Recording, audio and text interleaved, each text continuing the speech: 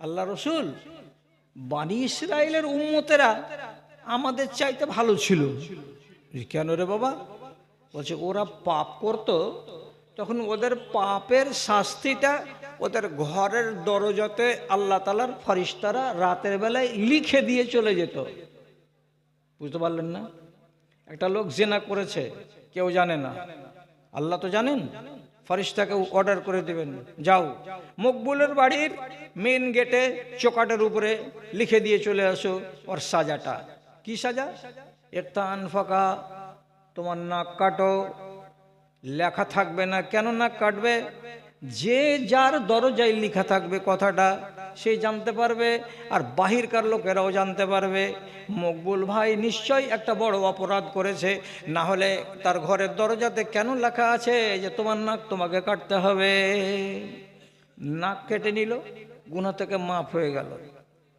আর একটা লোক ধরে নেন মদ খেয়ে চলে এসেছে, ওর ঘরের দরজাতে লেখা থাকবে ইত্তাউজ নাকা, তুমি তোমার কান কাটো।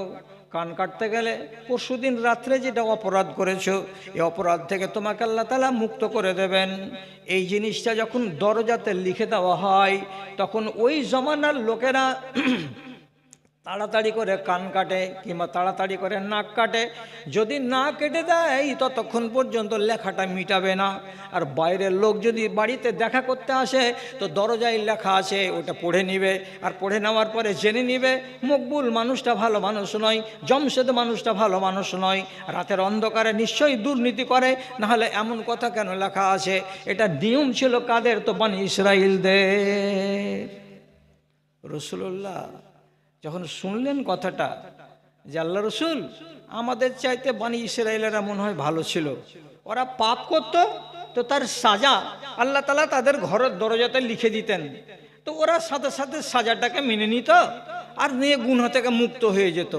আর আমরা কত লোক অন্যায় অপরাধ করছি, চুরি ডাকাতি রাহাজানি ছিনতাই ব্যভিচার মদখোরি সুদখোরি সব আমাদের লুকা থাকছে, কেউ জানতে পারে না, আর আমাদের গুনাহগুলো মোচন হয় না।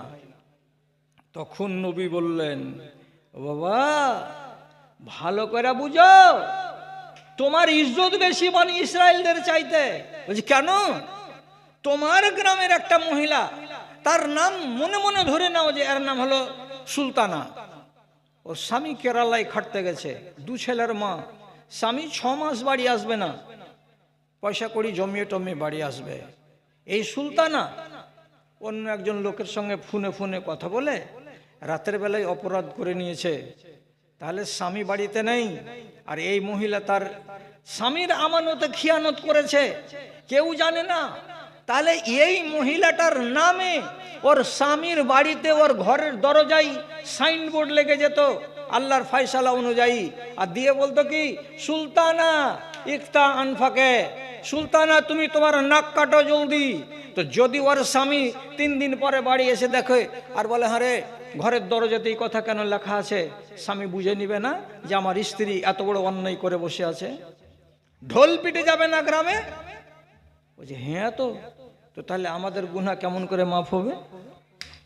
তো রাসূলুল্লাহ তখন বলছেন যে আমাদেরকে আল্লাহ রাব্বুল আলামিন বলেছেন ওয়াল্লাযিনা ইযা ফাআলু ফাহিশাতান আও যালামু, আমার বান্দারা, আল্লাহ রাব্বুল আলামিন বলছেন আমার বান্দারা অর্থাৎ এই উম্মতিরা, তোমরা যদি কেউ ব্যভিচার করো, তোমরা যদি কেউ চুরি করো, ডাকাতি করো, রাহাজানি করো, যতই বড় ধরনের অপরাধ করো না কেন, যদি নির্জনে বসে নিরালায় বসে আল্লাহ রাব্বুল আলামিনকে স্মরণ করো আর মুখ দিয়ে উচ্চারণ করে বলো আস্তাগফিরুল্লাহ, মুখ দিয়ে যদি উচ্চারণ করো আস্তাগফিরুল্লাহ রাব্বি মিন কুল্লি যামবি ওয়া আতুবু ইলাইহি, আল্লাহ তোমার কাছে মাপ চাইছি, তুমি আমাকে ক্ষমা করে দাও, এই কথাটা যদি তোমরা উচ্চারণ করো তাহলে তোমাদের সব গুনাহ মাফ হয়ে যাবে, একটাও গুনাহ তোমাদের জমা থাকবে না।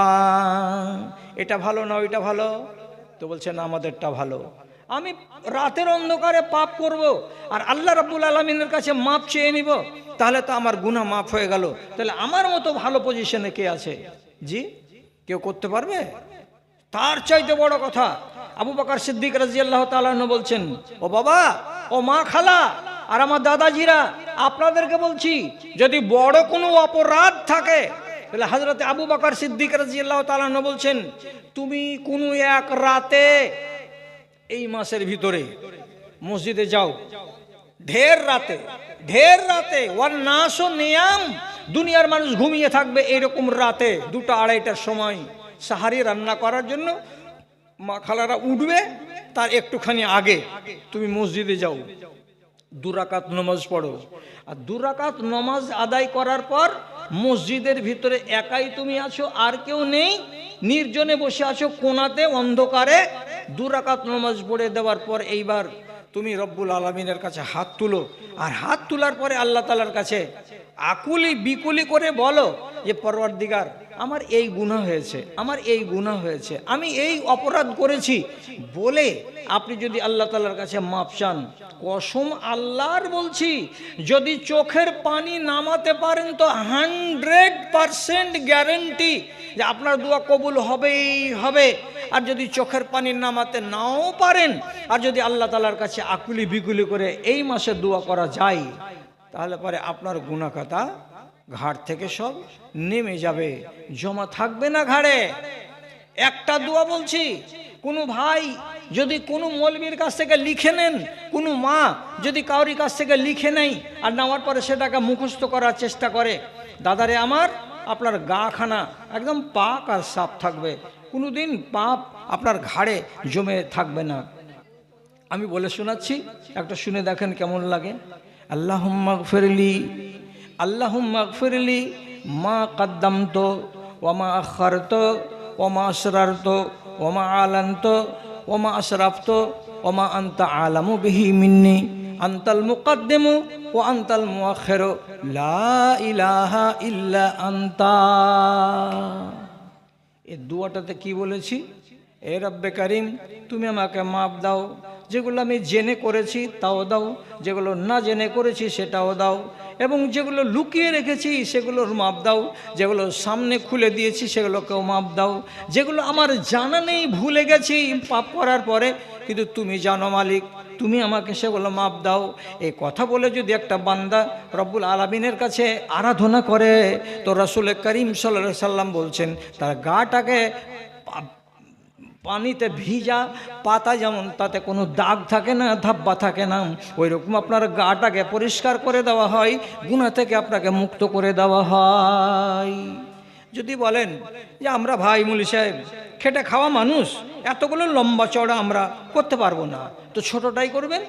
ছোটটা কি? এই নিয়াতে করবেন। কি নিয়াতে?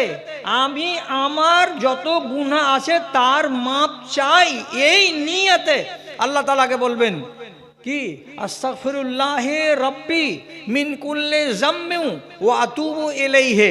এটা তো বলা যাবে? এটা না, এটাও বলতে পারবেন না। আস্তাগফিরুল্লাহি রাব্বি মিন কুল্লি যামমি ওয়া আতুবু ইলাইহি, এই কথাটা বলবেন। আপনি বলুন তো, রাসূলুল্লাহর কোনো পাপ ছিল কি জীবনে? ছিল না। অথচ তিনি বলছেন আমি সারাটা দিনের ভেতরে 100 বার করে বলি আল্লাহ তাআলার কাছে, আস্তাগফিরুল্লাহ, আল্লাহ তুমি আমাকে মাফ দাও। তিনি 100 বার করে দিনে বলছেন আল্লাহ তুমি আমাকে মাফ দাও, আল্লাহ তুমি আমাকে মাফ দাও।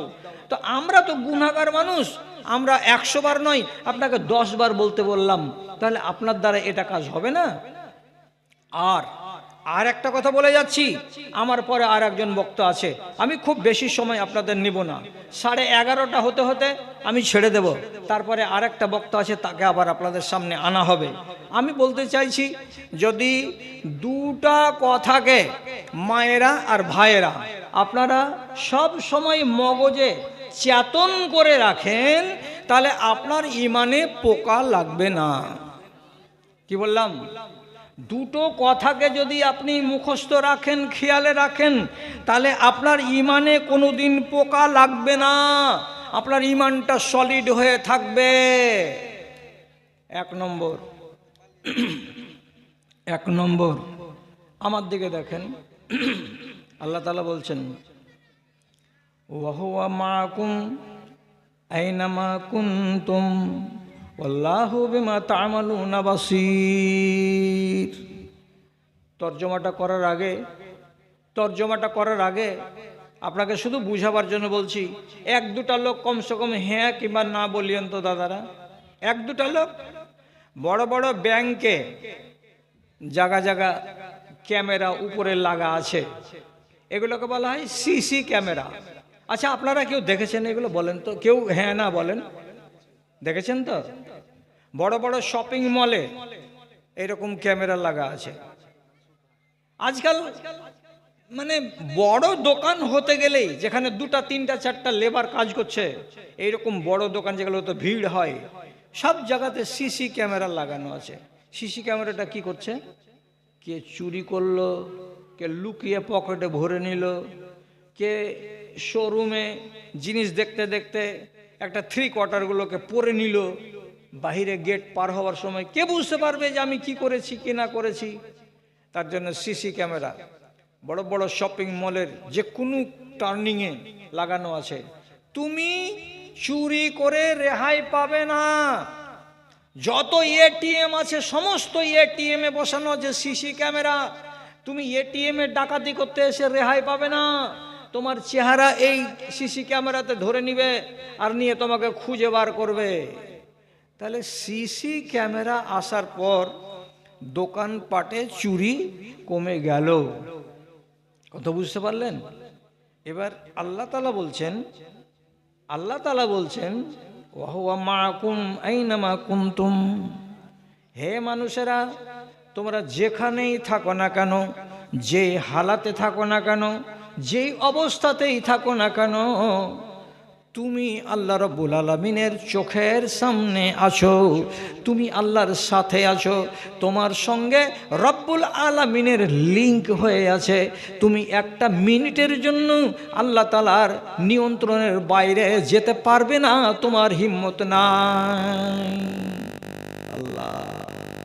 তাহলে আপনি মনে মনে বলবেন, হাজি পায়খানার ঘরে আছি তো আল্লাহ আমাকে বুঝতে পারছেন, জানতে পারছেন, আল্লাহ তাআলার নিয়ন্ত্রণে আমি আছি।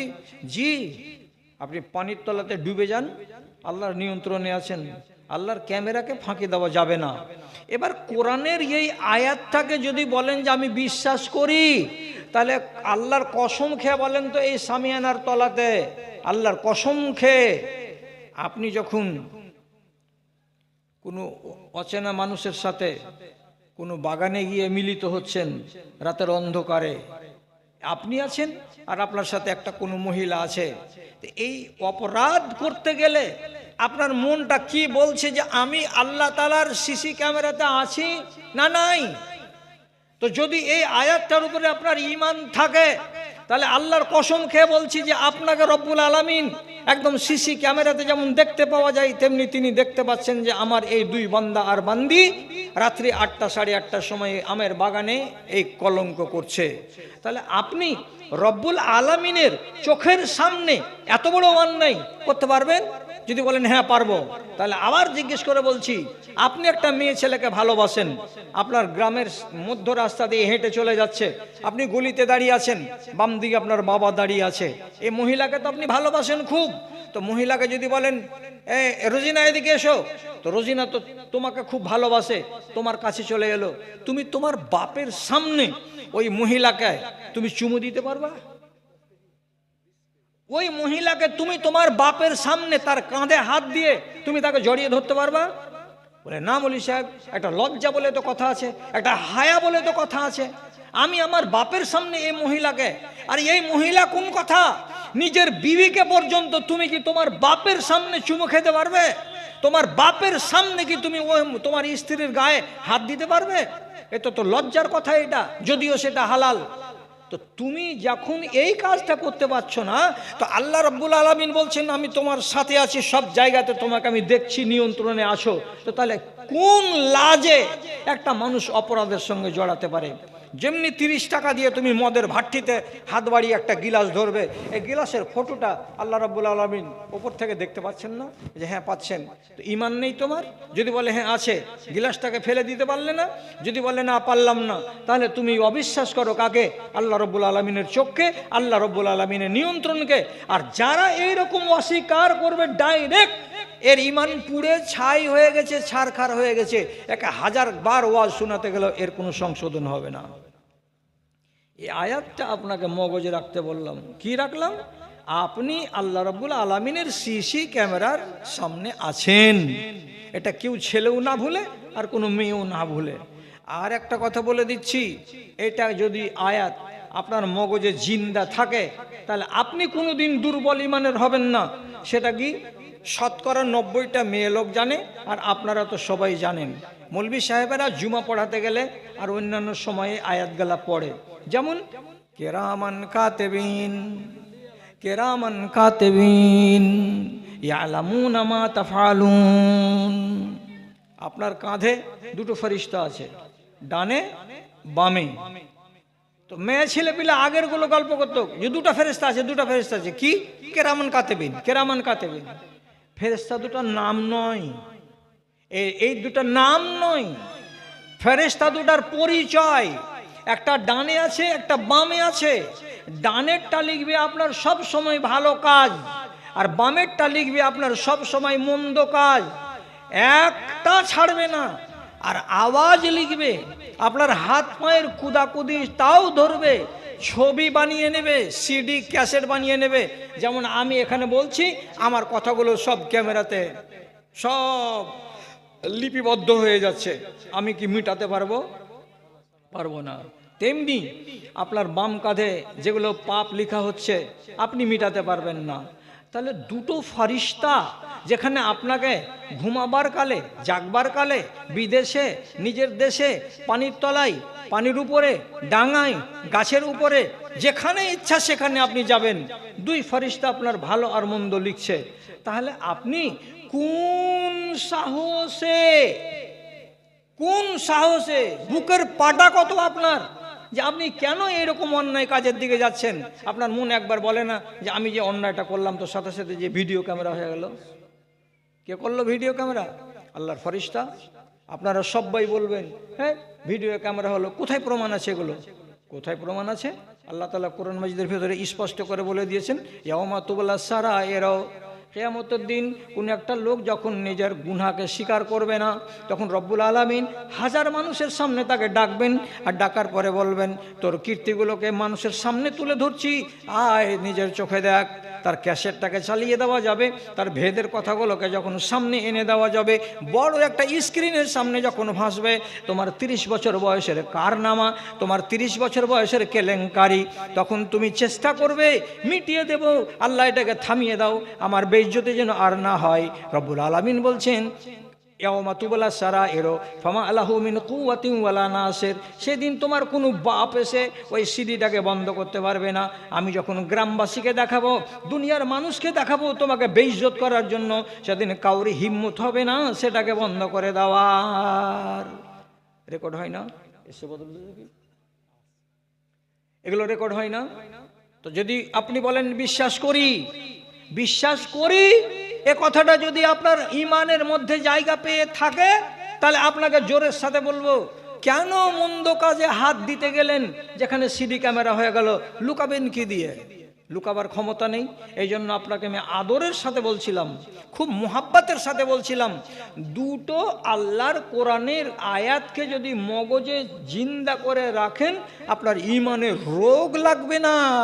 ভাই আমার আর বোন আমার, 1 নম্বর আয়াত বললাম, আপনি আল্লাহ রাব্বুল আলামিনের সিসি ক্যামেরাতে আছেন, একটা সেকেন্ডের জন্য আপনার কোনো আমলকে লুকাতে পারা যাবে না। আর ডানে আর বামের ফেরেশতা আপনার ভিডিও ক্যাসেট বানাচ্ছে, আপনি কোনো একদিনেরও এমন কোনো দৃশ্যকে আপনি আড়াল করতে পারবেন না যে এটা রেকর্ড করেনি আল্লাহর ফেরেশতারা। কেন? সব সময় আপনার পাশে, আপনার পার্শ্বে, আপনি ঘুমাবেন তবুও, আপনি হাটে ঘাটে চলবেন তবুও ওরা নিজের কাজে মজবুত আছে, কাজ করে চলে যাচ্ছে।